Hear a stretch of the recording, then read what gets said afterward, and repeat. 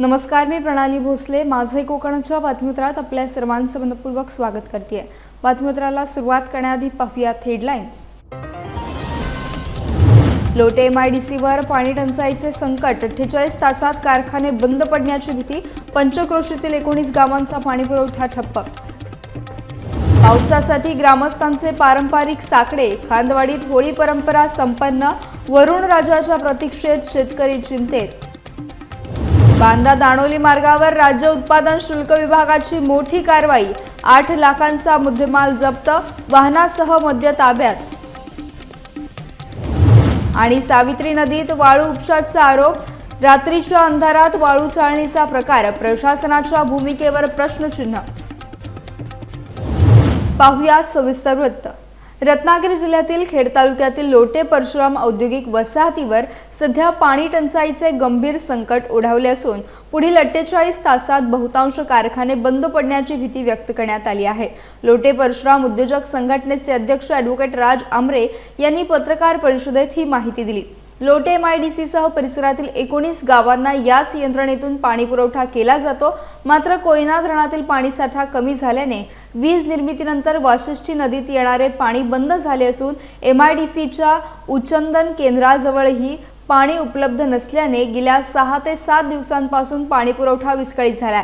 या पार्श्वभूमीवर उद्योजक संघटनेने जिल्हाधिकाऱ्यांची भेट घेतली असून कर्मचारी वसाहती आणि 19 गावांना पिण्यासाठी व दैनंदिन वापरासाठी टँकरद्वारे पाणी पुरवठा करण्याच्या सूचना MIDC प्रशासनाला देण्यात आल्याची माहिती यावेळी देण्यात आली. गेले काही दिवस लोटे परशुराम MIDC मध्ये पाण्याचा एकही थेंब येत नाहीये आणि त्यामुळे एकदम गंभीर परिस्थिती निर्माण झालेली आहे. प्रामुख्याने कोयना धरणातल्या अवजलावर वाशिष्ठी नदीमध्ये पाणी सोडलं जातं आणि त्या वाशिष्ठीमध्ये MIDCचं पंपिंग स्टेशन आहे वालोपे येथे. तिथून पाणी लिफ्ट केलं जातं आणि ते MIDC मार्फत लोट्यातील सर्व उद्योजकांना आणि परिसरातील जवळजवळ 17 गावांना या MIDCच्या योजनेवर पाणी पुरवठा केला जातो. गेले काही दिवस धरणामधील पाणीसाठा कमी झाल्यामुळे पाणी सोडलं जात नाहीये नदीमध्ये आणि नदीमध्ये पाणी नसल्यामुळे MIDCने पाणी सोडण्यास हतबलता दाखवली आणि सर्वांना एक नोटीस दिली आहे की त्या नोटीसमध्ये असं स्पष्ट म्हटलं आहे की आम्ही आता तुम्हाला पाणी उद्योगांसाठी देऊ शकत नाही, तरी अनिश्चित कालावधीसाठी हा पाणी पुरवठा बंद राहील, सहकार्य करावे. अनिश्चित कालावधीसाठी पाणी पुरवठा बंद राहील आणि सहकार्य करावे म्हणजे काय? ही औद्योगिक वसाहत प्रामुख्याने रासायनिक वसाहत आहे. शासनाला कोट्यावधी रुपयाचा महसूल देणारी वसाहत आहे. जवळजवळ 25 ते 30 हजार लोकांना रोजगार देणारी वसाहत आहे आणि अशा वसाहतीला फक्त एका पत्राने नोटिसीने असं सांगणे की आता अनिश्चित कालावधीसाठी पाणी पुरवठा बंद राहील आणि आपण सहकार्य करावे. आज गेले 5 ते 6 दिवस सगळे संपूर्ण उद्योग बंद झालेले आहेत. घरडा कंपनीसारखी मोठी कंपनी कालपासून संपूर्णपणे ठप्प झालेली आहे. कर्मचाऱ्यांना सुद्धा ले ऑफ द्यावा लागतोय कारण कंपन्यांमध्ये येणाऱ्या कर्मचाऱ्यांना जेवणासाठी लागणारं पाणी उपलब्ध नाही, पिण्यासाठी लागणारं पाणी उपलब्ध नाही, वॉशिंगसाठी त्यांना आवश्यक दैनंदिन गोष्टीसाठी पाणी उपलब्ध नाही. त्याचबरोबर या परिसरामध्ये असणाऱ्या सर्व ग्रामपंचायती ज्या संपूर्णपणे या पाण्यावर अवलंबून आहेत, आज त्यांच्याकडे पाण्यासाठी वणवण करावी लागते. नागरिकांना पाणी उपलब्ध नाहीये आणि अशा परिस्थितीत MIDCने फक्त अशा पद्धतीनं नोटीस काढून म्हणणं हे थोडंसं चुकीचं वाटलं आम्हाला. त्या अनुषंगाने आम्ही एक मीटिंग या ठिकाणी असोसिएशनमध्ये कॉल केली होती. त्या मीटिंगमध्ये आम्ही समजून घेतलं, आम्हाला मान्य आहे की धरणामध्ये पाणी नाही आहे, परंतु लोकांना पिण्यासाठी तरी किंवा औद्योगिक वसाहतीत कर्मचाऱ्यांना पिण्यासाठी, कॉलनीमधील लोकांना दैनंदिन पिण्यासाठी आणि वापरण्यासाठी पाणी मिळावं यासाठी आम्ही त्यांच्याकडे विनंती केली. या संदर्भात काल माननीय कलेक्टर साहेब रत्नागिरी यांच्यासोबत मीटिंग झाली. त्या मीटिंगमध्ये सर्व विभागाचे लोक उपस्थित, अधिकारी वर्ग उपस्थित होते. कलेक्टर साहेबांनी खूप चांगल्या पद्धतीने तो विषय हाती घेतला आणि त्या विषयाला प्राधान्य दिलंय आणि MIDCला तसे निर्देश दिलेत की पिण्यासाठी आवश्यक असणारं पाणी आणि कर्मचाऱ्यांना असणारं आवश्यक पाणी हे त्वरित पुरवठा करावा. त्यासाठी MIDCने टँकरच्या मार्फत ते पाणी द्यावं अशा त्यांनी सूचना दिलेल्या आहेत आणि त्याची कारवाई फक्त आता लवकरात लवकर होणे गरजेचं आहे. कारण जर आता अशी परिस्थिती आहे की उद्यापासून जर पाणी म्हणजे आजपासूनच लोकांना दैनंदिन वापराचं सुद्धा पाणी नाही आहे, तर जर हे पाणी मिळालं नाही तर फारच बिकट अवस्था आहे. एकदम आणीबाणीसारखी परिस्थिती निर्माण झाली आहे पाण्याच्या संदर्भात. तर या दृष्टीने शासनानं प्रशासनानं लक्ष द्यावं आणि याच्यावर त्वरित कारवाई करावी असं आम्हाला वाटतं. सिंधुदुर्ग जिल्ह्यातील बांदा दाणोली मार्गावर राज्य उत्पादन शुल्क विभागाने मोठी कारवाई करत गोवा बनावटीच्या विदेशी मद्यासह वाहन जप्त केले. विलवडे चर्च समोर सापळा रचून करण्यात आलेल्या या कारवाईत एकूण 8,05,000 रुपयांचा मुद्देमाल हस्तगत करण्यात आला. राज्य उत्पादन शुल्क विभागाच्या पथकाने संशयित वाहनाची तपासणी केली असता त्यामध्ये गोवा बनावटीच्या विदेशी मद्यसाठा आढळून आला. यानंतर मद्यासह संबंधित वाहन जप्त करण्यात आले. या प्रकरणी वाहन चालक संतोष मुरलीधर नागरे आणि रवींद्र भाऊसाहेब शिंदे या दोघांना ताब्यात घेण्यात आलं असून त्यांच्या विरोधात संबंधित कायद्यानुसार गुन्हा दाखल करण्यात आला. पुढील तपास राज्य उत्पादन शुल्क विभागाकडून सुरू आहे. सिंधुदुर्ग जिल्ह्यात अद्याप समाधानकारक पाऊस न झाल्याने शेतकरी आणि ग्रामस्थांमध्ये चिंतेचं वातावरण आहे. पावसाच्या प्रतीक्षेत असलेल्या मालवण तालुक्यातील तळागाव येथील खांदवाडी ग्रामस्थांनी वरुण राजाला साकडे घालण्यासाठी पारंपरिक पद्धतीने विशेष उपक्रम राबवला. पाऊस लवकर सुरू व्हावा आणि शेतीची कामे मार्गी लागावीत या उद्देशाने ग्रामस्थांनी एकत्र येत होळी घालून पावसाला बोलावणे ही जुनी परंपरा जपली. या उपक्रमात महिला, पुरुष आणि ज्येष्ठ नागरिक मोठ्या संख्येने सहभागी झाले होते. कोकणातील ग्रामीण भागात आजही अशा लोकपरंपरा जिवंत असून त्यातून निसर्गाशी असलेले ग्रामस्थांचे भावनिक नाते आणि शेतीवर अवलंबून असलेले जीवन अधोरेखित होत आहे. आता या पारंपरिक साकड्यानंतर वरुण राजा केव्हा बरसणार याकडे खांदवाडीसह संपूर्ण परिसराचं लक्ष लागलंय. महाड तालुक्यात पुरानंतर सावित्री नदीपात्रातील गाळ काढण्याच्या कामाच्या नावाखाली मोठ्या प्रमाणात वाळू उपसा होत असल्याची चर्चा सुरू असतानाच आणखी एक धक्कादायक प्रकार समोर आलाय. महाड शहर हद्दीतील गांधारी रोड लगत नदीपात्रातून काढून ठेवलेल्या वाळू रेजग्यावर रात्रीच्या वेळी जेसीबी आणि ट्रॅक्टर ट्रॉलीच्या सहाय्याने चाळणी करून चांगल्या प्रतीची वाळू वेगळी काढली जात असल्याचं दिसून आलंय. याबाबत संबंधित प्रशासनाकडे वारंवार तक्रारी करण्यात आल्याचा दावा स्थानिकांकडून केला जातोय. मात्र रात्रीच्या वेळी गस्ती पथके कार्यरत असतानाही अशा प्रकारांकडे दुर्लक्ष होत असल्याने महसूल आणि संबंधित विभागांच्या भूमिकेवर प्रश्नचिन्ह उपस्थित केले जात आहे. या प्रकरणाची चौकशी करून संबंधितांवर कारवाई होणार का याकडे आता महाडकरांचं लक्ष लागलंय. पेण नगरपालिकेतील कंत्राटी सफाई कामगारांच्या विविध प्रलंबित प्रश्नांवर महाराष्ट्र नवनिर्माण सेनेने आक्रमक भूमिका घेत नगर परिषद कार्यालयावर धडक दिली. मनसेच्या शिष्टमंडळाने प्रशासनाला जाब विचारत कामगारांना किमान वेतन, ESIC सुविधा, बोनस, सुट्ट्या, ओव्हरटाईमचे पैसे तसेच वैद्यकीय सुविधा देण्याची मागणी केली. यावेळी रायगड जिल्हाध्यक्ष रामचंद्र उर्फ बाळाशेठ म्हात्रे, कामगार सेना जिल्हा चिटणीस पंकज शहा, महिला आघाडी जिल्हाध्यक्षा छाया शिंदे, सुजाता टक्के, दिलीप पाटील, मनोहर पाटील यांच्यासह मनसे पदाधिकारी आणि कामगार मोठ्या संख्येने उपस्थित होते. मुख्याधिकारी जीवन पाटील, उपनगराध्यक्ष निवृत्ती पाटील आणि संबंधित कंत्राटदार कंपनीच्या प्रतिनिधींसोबत झालेल्या चर्चेनंतर 8 मृत कामगारांच्या वारसांना अनुकंपा तत्वावर नोकरी देण्यासह इतर सुविधा देण्याबाबत सकारात्मक भूमिका घेण्यात आली. तसेच कामगारांच्या मागण्या पूर्ण न झाल्यास संबंधितांवर कारवाई करण्याची मागणी मनसेने केली आहे. मागील 23 ऑगस्ट 2025 रोजी कामगार संघटनेची महाराष्ट्र नवनिर्माण कामगार सेनेची आपली घंटागाडी कामगारांची ते संघटना स्थापन झाली. त्यानंतर 25 सप्टेंबर 2025 रोजी साहेबांनी आपल्याला आश्वासन दिलं होतं की यांचा पगार किमान वेतनानुसार होईल. परंतु गेली 1 वर्षभर कामगारांच्या प्रश्नासंदर्भामध्ये आपल्या समस्या जैसे थे होत्या. त्या संदर्भात आता नवनिर्वाचित जिल्हाध्यक्ष श्री बाळाशेठ म्हात्रे यांची नियुक्ती झाल्यानंतर त्यांनी ताबडतोब हा विषय मार्गी लावण्याचा ध्येय केलं आणि त्यानुसारच जीवन पाटील साहेबांची आणि सभापती निवृत्ती पाटील साहेब यांच्यासोबत आज दीर्घकाळ कामगार प्रश्नाच्या संदर्भात दीर्घकाळ मीटिंग केली. त्यामध्ये मयत कामगारांचे जे काही विषय आहेत ते हाताळले गेले आहेत. त्याच्यानंतर जे आजारपण होते, ज्यांना आजारपण आलेले आहेत त्यांचा हिशोब दिला गेलेला नाही, त्यांचा विषय असेल, PFचा विषय असेल, ESICचा विषय असेल, किमान वेतन विषय असेल, अशा असंख्य प्रश्न आहेत. बोनस असेल, लीव्ह असेल, या सगळ्या गोष्टींच्या संदर्भात सध्या ठेकेदाराला देखील बोलवण्यात आले होते आणि या संदर्भामध्ये जी सकारात्मक चर्चा घडून आलेली आहे 130 कामगार आणि तसंच आता पुढील वेतन हे कामगार किमान वेतनानुसार होईल असं जीवन पाटील साहेबांनी आश्वासन दिलं. रोहा अष्टमी नगर परिषदेच्या द ग तटकरे सभागृहात नगराध्यक्षा वनश्री शेडगे यांनी पत्रकार परिषद घेत विविध विषयांवर भूमिका स्पष्ट केली। विशेषतः वाढीव पाणीपट्टीबाबत नागरिकांमध्ये निर्माण झालेल्या प्रश्नांना उत्तर देत त्यामागील कारण आणि नगर परिषदेची भूमिका त्यांनी मांडली आहे। यावेळी रोहा शहरातील सुरू असलेली आणि प्रस्तावित विकास कामे, नगर परिषदेच्या योजना तसेच शहराच्या विकासात्मक दृष्टिकोनावर देखील चर्चा करण्यात आली।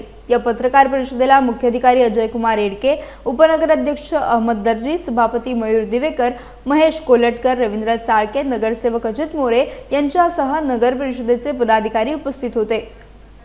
की आपण जी पाणीपट्टी वाढ केलेली आहे त्याचं जस्टिफिकेशन देणं की आपण ही पाणीपट्टी वाढ का केलेली आहे हाच मुद्दा प्रामुख्याने घेऊन आपण ही पत्रकार परिषद आयोजित केलेली होती। जेव्हा ही पाणीपट्टी दरवाढ आपण केलेली तेव्हा देखील आपण हा मुद्दा जनतेसमोर जाऊन मांडला होता, पण अजून काही लोकांनी याबाबत आम्हाला विचारणा केली असता आम्ही पुन्हा एकदा असं समजतो की जनतेने आम्हाला बहुमताने निवडून दिलेले आहे। त्यामुळे आमचं कर्तव्य आहे, आमची जबाबदारी आहे की जनतेला आपण जे काही करतोय आणि ते का करतोय ते मांडणं रोहाष्टमी नगरपालिका त्यांची जबाबदारी समजते।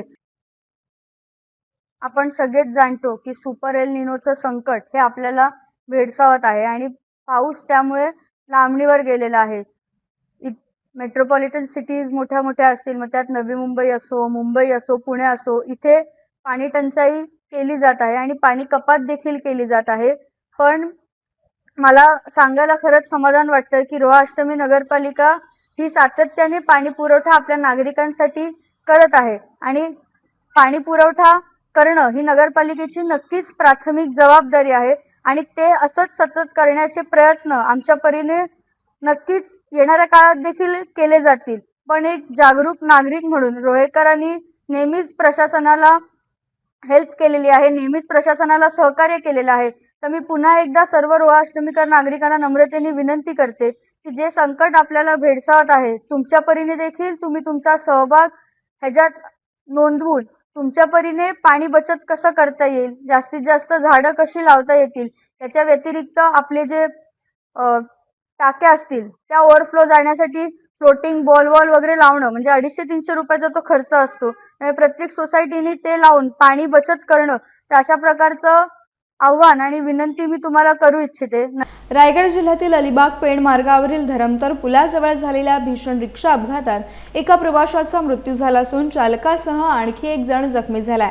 शुक्रवारी दुपारी JSW कंपनीच्या कन्व्हेनियर बेल्ट खाली हा अपघात झाला। पोलिसांनी दिलेल्या माहितीनुसार पेण तालुक्यातील खरोश येथील कृष्णा जगन्नाथ घरत हे रिक्षा चालवत असताना वाहनावरील नियंत्रण सुटल्याने रिक्षा पलटी झाली। या अपघातात रिक्षातील संतोष किसन घरत यांचा मृत्यू झाला, तर गजानन वसंत माळी आणि चालक कृष्णा घरत हे जखमी झाले असून त्यांच्यावर उपचार सुरू आहेत। या प्रकरणी गजानन माळी यांच्या फिर्यादीवरून चालकाविरोधात गुन्हा दाखल करण्यात आला असून पुढील तपास पोलीस उपनिरीक्षक सांगळे करत आहेत। जलसंपदा विभागातील अधिकारी कर्मचाऱ्यांसाठी आधुनिक, सुरक्षित आणि सर्व सुविधांनी युक्त निवास व्यवस्था उपलब्ध करून देणाऱ्या जलसिंधू निवासी संकुल प्रकल्पाचे भूमिपूजन कणकवली येथे पालकमंत्री नितेश राणे यांच्या हस्ते संपन्न झाले। कोकण पाटबंधारे विकास महामंडळाच्या माध्यमातून हा महत्त्वाकांक्षी प्रकल्प साकारला जाणार आहे। यावेळी बोलताना पालकमंत्री नितेश राणे यांनी शासकीय कर्मचाऱ्यांना दर्जेदार आणि आधुनिक जीवनशैली उपलब्ध करून देणे हा या प्रकल्पाचा मुख्य उद्देश असल्याचे सांगितले। बांधकामाच्या गुणवत्तेशी कोणतीही तडजोड न करता हा प्रकल्प 1.5 वर्षाच्या आत पूर्ण करण्याचे निर्देश त्यांनी संबंधित यंत्रणेला दिले आहेत। या निवासी संकुलात आधुनिक सुविधा, सुरक्षित परिसर आणि प्रशस्त निवास व्यवस्था उपलब्ध होणार असून त्यामुळे कर्मचाऱ्यांच्या राहणीमानासह कार्यक्षमतेत देखील वाढ होणार आहे, असा विश्वास त्यांनी यावेळी व्यक्त केला। कार्यक्रमाला जिल्हा परिषद अध्यक्ष प्रमोद कामत, जिल्हाधिकारी तृप्ती धोडविसे यांच्यासह विविध विभागांचे अधिकारी आणि मान्यवर उपस्थित होते।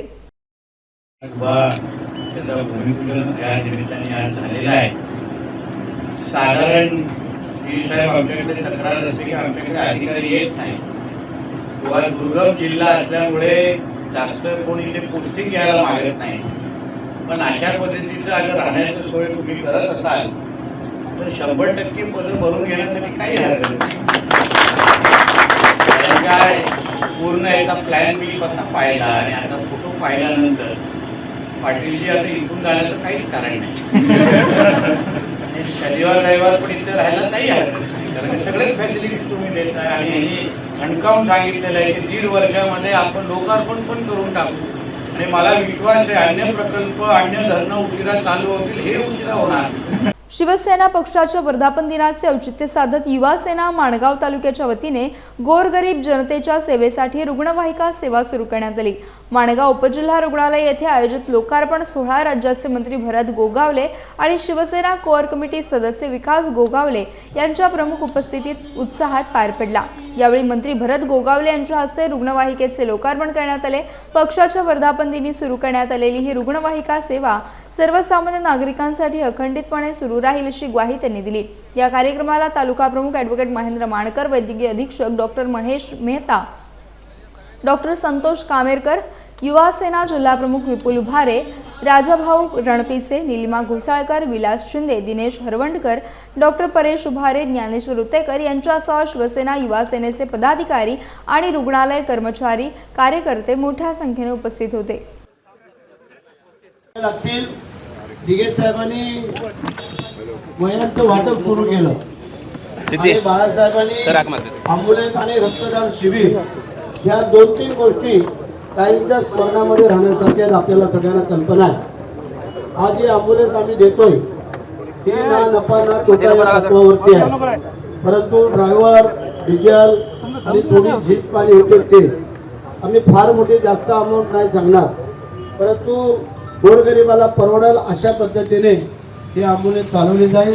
पेण शहरातील प्रतिष्ठित ट्री हाऊस हायस्कूलने यशस्वी शैक्षणिक वाटचालीची 10 वर्षे पूर्ण करत भव्य दशकपूर्ती सोहळा उत्साहात साजरा केला. शाळेच्या प्रांगणात आयोजित या कार्यक्रमाला रायगड जिल्हा परिषदेच्या मुख्य कार्यकारी अधिकारी नेहा भोसले प्रमुख पाहुण्या म्हणून उपस्थित होत्या. दीप प्रज्वलनाने कार्यक्रमाची सुरुवात झाली. विद्यार्थ्यांच्या आकर्षक सांस्कृतिक सादरीकरणासह गुणवंत विद्यार्थ्यांचा मान्यवरांच्या हस्ते सत्कार करण्यात आला. यावेळी सभापती वैकुंठ पाटील यांनी शाळेच्या प्रगतीचे कौतुक करत विद्यार्थ्यांनी उच्च शिक्षण घेऊन मोठ्या पदांवर पोहोचावे अशी अपेक्षा व्यक्त केली. मुख्य कार्यकारी अधिकारी नेहा भोसले यांनी विद्यार्थ्यांना मार्गदर्शन करत शाळेच्या 10 वर्षांच्या यशस्वी प्रवासाचे कौतुक केले. CBSE बोर्डाच्या पहिल्या बॅचचा 100% निकाल आणि भविष्यात 12वी 11वी वर्ग सुरू करण्याच्या प्रयत्नांमुळे शाळेची शैक्षणिक वाटचाल अधिक बळकट होणार असल्याचा विश्वास यावेळी व्यक्त करण्यात आला. आज शाळेचा प्रवास 10 वर्षापूर्वी सुरुवात झाली होती. या भागामध्ये येण्यासाठी रस्त्याची व्यवस्था नव्हती, पाण्याची व्यवस्था नव्हती आणि त्याचबरोबर हा भाग म्हणजे दुर्लक्षित असा भाग होता. परंतु यावेळेला शर्मिला पाटील यांनी युरो किड्स ची एक बॅच चालू केली आणि ती बॅच चालू होत असताना त्या युरो किड्सच्या माध्यमातून जवळपास 100 विद्यार्थी त्या ठिकाणी प्री प्रायमरी स्कूलच्या बॅचेसमध्ये तयार झाले. ते तयार झाल्यानंतर खरं म्हटलं तर हे बोलायला नाही पाहिजे, परंतु ते तयार झाल्यानंतर त्या 100 विद्यार्थ्यांना पुढे कुठलीही स्कूल सबमिट करायला तयार नव्हती आणि मग कोण ॲडमिशन द्यायला तयार नव्हतं आणि मग तिथे खऱ्या अर्थाने या ट्री हाऊस स्कूलचा प्रवास चालू झाला. या संस्थेचा 10वा वर्धापन दिवस आहे, पण हा फक्त संस्थेचा वर्धापन दिवस नसून एका स्वप्नाचा, एका ध्यासाचा आणि अनेक प्रयत्नांचा उत्सवाचा दिवस आहे. 10 वर्षापूर्वी मी या प्रवासाची सुरुवात केली. त्यावेळी माझ्याकडे खूप मोठी साधने नव्हती, पण मनात खूप मोठं स्वप्न होतं. एका छोट्याशा प्ले ग्रुपमधून मी या प्रवासाची सुरुवात केली. त्या प्ले ग्रुपमध्ये येणारे लहान मुलं, त्यांच्याकडे पाहून एक समाधान मिळायचं. त्यांचं हसणं, रडणं, खेळणं, बागडणं हे पाहून मला एक प्रकारची ऊर्जा आणि प्रेरणा मिळत गेली. मग मनात असा विचार आला की ह्या मुलांचं ह्या प्ले ग्रुप नंतर काय, ती मुलं भविष्यात कुठल्या शाळेत जातील. मग असा विचार मीच केला की आपण एक असं घर, अशी एक शाळा बनवायची की जिथे प्ले ग्रुप ते 10वीचं शिक्षण मिळेल, त्याचबरोबर उत्तम दर्जाचं शिक्षण आणि उत्तम दर्जाच्या टीचर्स सुद्धा असतील आणि ती शाळा अनेक सुखसोयीयुक्त अशी असेल. बघू तर रायगड जिल्ह्यामध्ये वरचे जे आपले पनवेल आणि उरण आहे तिकडे थोड्या CBSEच्या शाळा आहेत, पण अलिबाग म्हणा, पेण म्हणा, रोहा म्हणा इथे तशा CBSEच्या शाळा कमी आहेत. आणि आपल्याला माहिती आहे की ज्या कॉम्पिटेटिव्ह एक्झाम्स आहेत, नीट असेल, जेई असेल, इवन लॉजी क्लॅट असेल, या सगळ्यासाठी CBSE सिलेबस सर्वात जास्त कम्पॅटेबल आहे. तर अशामध्ये CBSE एज्युकेशन मला पर्सनली वाटतं की बरेच बोर्ड आहेत आपल्याकडे, पण CBSE हा सर्वात चांगला बोर्ड आहे. आणि इकडेच आपल्याला लोकली पेणमध्ये एक CBSE शाळा उपलब्ध करून दिली आहे. ह्याबद्दल खरंच खूप खूप आभार ह्या संस्थेचे. आणि स्टुडंट्सनी आणि पालकांनी पण ह्याचा खूप चांगला उपयोग. लांजा येथील महिलाश्रमातील गरजू विद्यार्थ्यांसाठी साईबाबा सोशल क्लबच्या वतीने मोफत शैक्षणिक साहित्य वाटपाचा उपक्रम राबवण्यात आला. वह्या, छत्र्या, गणवेश आदी साहित्यांचे वितरण करून विद्यार्थ्यांना नव्या शैक्षणिक वर्षासाठी प्रोत्साहन देण्यात आले. यावेळी साईबाबा सोशल क्लबचे अध्यक्ष मिंगेल मंतेरो यांनी महिलाश्रमातील वातावरण, शिस्त आणि विद्यार्थ्यांच्या नीटनेटकेपणाचे कौतुक केले. तसेच संस्थेतील गरजू विद्यार्थी आणि महिलांसाठी भविष्यातही आवश्यक ते सहकार्य करण्यात येईल अशी ग्वाही त्यांनी दिली. कार्यक्रमाला लांजा न्यू एज्युकेशन सोसायटीचे अध्यक्ष जयवंत शेट्टे, माजी नगराध्यक्ष संपदा वाघधरे, गटनेते योगेश कावतकर, योगेश वाघधरे, माजी मुख्याध्यापक विजय बेर्डे, माजी नगरसेवक दिलीप मुजावर यांच्यासह अनेक मान्यवर उपस्थित होते. उपस्थित मान्यवरांनी या उपक्रमाचे स्वागत करत साईबाबा सोशल क्लबच्या सामाजिक कार्याचे कौतुक केले. महिलाश्रमबद्दल बेर्डे सरांनी सांगितलं. महिलांनी चालू केलेला एक सर्वसामान्य महिलेसाठीचा हा उपक्रम आहे. महिलाश्रम म्हणजे काय की अनेक निराधार महिलांसाठी चालू केलेल्या अक्काताई तेंडुलकर, त्याचप्रमाणे त्याच्यानंतर कुमुदताई इथे जॉईन झाल्या. या महिलांसाठी चालू केलेलं हे आश्रम आहे. त्याचप्रमाणे आज साईबाबा सोशल क्लबने पण अनेक उपक्रम राबवलेले आहेत. याआधीही बुद्धिबळ स्पर्धा, कॅरम स्पर्धा, त्याचप्रमाणे छत्र्या वाटप आणि गेल्या वेळेला महाविद्यालयामध्ये पण कार्यक्रम राबवलेला होता. अनेक अशा ज्या समाजासाठी उपयुक्त असतील असे अनेक उपक्रम साईबाबा सोशल क्लब आयोजित करतो. निम्म्या शासनाचा खर्च निम्मा खर्च भागतो आणि निम्मा खर्च हा संस्थेला करावा लागतो. परंतु आपल्यासारखे देणगीदार त्याप्रमाणे अशा ज्या भेटी देऊन वस्तू रूपात किंवा पैशाच्या रूपात काही देणग्या देतात आणि त्याच्यावरच हा आश्रम चालतो. आपल्याला आता माहिती आहे की आपण या मुलांसाठी अतिशय चांगला उपक्रम ह्या घेतलेला आहे. विशेषतः म्हणजे वह्या आहेत आणि ड्रेस आहेत. ड्रेस म्हणजे जे आता त्या हायस्कूलने जे लागू केलं आहे तोच ड्रेस त्यांनी दिलेला आहे. त्याचप्रमाणे काही छत्रे आहेत आणि मला वाटतं स्टॅग आहेत ते छत्र्याच आहेत. ते अशा प्रकारचे वस्तू त्यांनी त्या वाटपाचा कार्यक्रम इथं आयोजित केलेला आहे. या संस्थेचे जे कर्मचारी वर्ग आहे, शिक्षक वर्ग आहे, त्यांनी आम्हाला आज इथे हा कार्यक्रम करायला दिला, त्याच्याबद्दल त्यांचे आभार मानतो. मी सकाळी आज 9 वाजता इथे आलो, 9ला 5 मिनटं कमी असताना या संस्थेच्या आवारामध्ये शिरल्यावर इथून वरती येईपर्यंतची जी स्वच्छता, इथला नीटनेटकेपणा, विद्यार्थ्यांची शांतता, हे सर्व पाहून खरंच या संस्थेचं मी अभिनंदन करतो. पेण नगरपालिकेच्या महिला व बालकल्याण सभापती कलावती शशिकांत पाटील यांच्या वाढदिवसानिमित्त सामाजिक बांधिलकीचा संदेश देणारे विविध उपक्रम राबवण्यात आले. भोगावती नदी तीरावरील गणपती विसर्जन घाट परिसरात वृक्षारोपण करून पर्यावरण संवर्धनाचा संदेश देण्यात आला. त्यानंतर मेहतर कॉलनी येथील रस्त्याच्या विकास कामाचे भूमिपूजन उत्साहात पार पडले. या कामामुळे स्थानिक नागरिकांना अधिक चांगल्या सुविधा उपलब्ध होणार असून परिसराच्या विकासाला गती मिळणार आहे.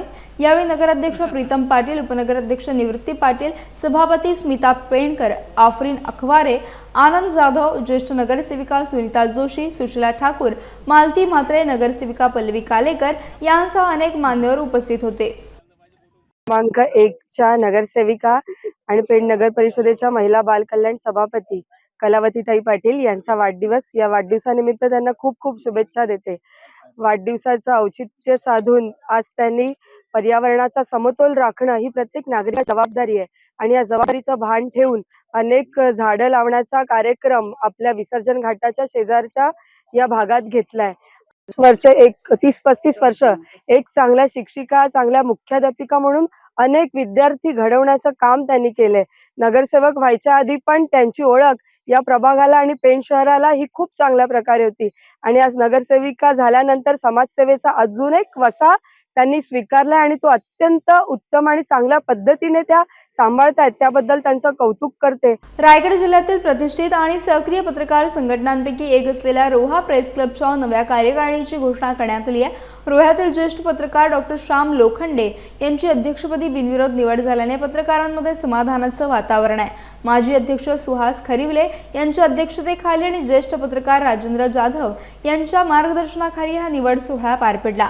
विशेष म्हणजे अखिल भारतीय मराठी पत्रकार परिषदेचे अध्यक्ष मिलिंद आष्टेवकर यांची यावेळी प्रमुख उपस्थिती लाभली. नवीन कार्यकारिणीत कार्याध्यक्षपदी सुहास खरिवले, उपाध्यक्षपदी जितेंद्र जाधव, महिला उपाध्यक्षपदी अंजुम शेट्टे, सचिवपदी रवींद्र कान्हेकर, सहसचिवपदी दीपक भगत, खजिनदारपदी दीप वायडेकर, संपर्क प्रमुखपदी विश्वजित लुमन, प्रसिद्धी प्रमुखपदी मरवडे आणि सहप्रसिद्धी प्रमुखपदी सत्यप्रसाद आडावी यांची निवड करण्यात आली. कार्यक्रमाला माजी अध्यक्ष राजेंद्र जाधव, शशिकांत मोरे, महेश बामुगडे यांच्यासह ज्येष्ठ आणि युवा पत्रकार मोठ्या संख्येने उपस्थित होते. पत्रकारांच्या प्रश्नांवर प्रभावीपणे काम करत पत्रकारितेची मूल्ये जपण्याचा निर्धार नव्या कार्यकारिणीनं व्यक्त केला आहे. तेव्हा सर्वांमध्ये बिनविरोध निवड काम विभागामध्ये आपले चांगले विभागाचे काम करतात. ते कुंडी समाजाचं नेतृत्व करतात. वारकरी संप्रदायाचं सुद्धा ते चांगल्या प्रकारे काम करतात. जे सगळ्यांना परिचित आहेत श्यामभाऊ लोखंडे यांची आज अध्यक्षपदी सर्वांमध्ये आपण निवड करीत आहोत. रायगड जिल्ह्यातील रोहा येथे रोटरी क्लब ऑफ रोहाचा पदग्रहण सोहळा उत्साहात पार पडला. या सोहळ्यात रोटरियन दिनेश जैन यांनी अध्यक्षपदाची सूत्रे स्वीकारली. तसेच रोटरियन आशिष दळवी यांची सचिवपदी आणि रोटरियन अशोक पार्टे यांची खजिनदारपदी निवड करण्यात आली. या पदग्रहण सोहळ्यास rotary district governor Rotarian Nitin Dhamale आणि असिस्टंट गव्हर्नर मधुबाला निकम यांची प्रमुख उपस्थिती लाभली. यावेळी मावळते अध्यक्ष राजेंद्र पोकळे यांच्या कार्यकाळाचा विशेष गौरव करण्यात आला. राजेंद्र पोकळे यांनी आपल्या कार्यकाळात विविध सामाजिक आणि लोकसेवेचे उपक्रम राबवत उल्लेखनीय कामगिरी केल्याचे सांगत डिस्ट्रिक्ट गव्हर्नर नितीन ढमाले यांनी त्यांचे विशेष कौतुक केले. समाजहितासाठी केलेल्या कार्याची दखल घेत त्यांना कौतुकाची थापही देण्यात आली. यावेळी नवीन कार्यकारिणीने आगामी काळात आरोग्य, शिक्षण, सामाजिक बांधिलकी आणि लोकसेवा यांना प्राधान्य देत अधिक व्यापक स्वरूपात उपक्रम राबवण्याचा निर्धार व्यक्त केला. कार्यक्रमाला रोटरी सदस्य, महिला सदस्य आणि मान्यवर मोठ्या संख्येने उपस्थित होते. क्लब मार्फत ग्रामीण भागामध्ये जास्तीत जास्त उपक्रम कशा पद्धतीने करायचे ते व्हेरीफाय केल्यानंतर सर्व रोटरी परिवाराला एकत्र त्या कार्यक्रमाला एकत्र बोलवून तिथली परिस्थिती जाणीव करून दिल्यानंतर असे कार्यक्रम केल्यानंतर रोटरी क्लबचा पूर्ण परिवार एकत्र आला आणि येणाऱ्या कार्यक्रमाला सर्वांनी सहभाग दाखवण्याची सुरुवात केली की जे कार्यक्रम आपण करतोय ते लोकांपर्यंत पोहोचतात आणि गरजू लोकांना त्याचा उपयोग होतो. हे ज्या वेळेला सदस्यांना समजलं जातो त्यावेळेला आता येणाऱ्या काळामध्ये सर्व सदस्य एकजूट झालेले आहेत. आज मला खूप आनंद झाला. रोटरी क्लबच्या 13व्या वर्षात पदार्पण करत आहे आणि 12 वर्षातल्या कामाचा लेखाजोखा आज खऱ्या अर्थाने बघायला आणि अनुभवायला मिळाला. Rotary is full of fellowship and networking आणि प्रोजेक्ट. तर जो आज राजेंद्रनी 25-26 मध्ये जे काय कामं केली त्याचा खरा लेखाजोखा आज बघायला मिळाला. लोकांना बांधून ठेवणं, लोकांचा इंटरेस्ट कायम ठेवणं आणि समाजा उपयोगी असंख्य प्रोजेक्ट करणं, that is what I have learn. आणि हा उपक्रम नुसता ह्या वर्षापुरता नाही, त्यांनी पुढच्या वर्षाकरता सुद्धा एक बेंचमार्क दिलेला आहे आणि निश्चित येणारा प्रेसिडेंट दिनेश निश्चित त्याच्या परीने तो प्रयत्न करेल की राजेंद्रच्या बरोबरही तो चांगला काम करेल. असे best wishes I like to give for the club. यासह बातमीपत्रात वेळ झाली इथेच थांबण्याची. भेटूयात नवीन बातमीपत्रासह. तोपर्यंत तुम्ही कुठेही जाऊ नका. पाहत राहा फक्त माझे कोकण.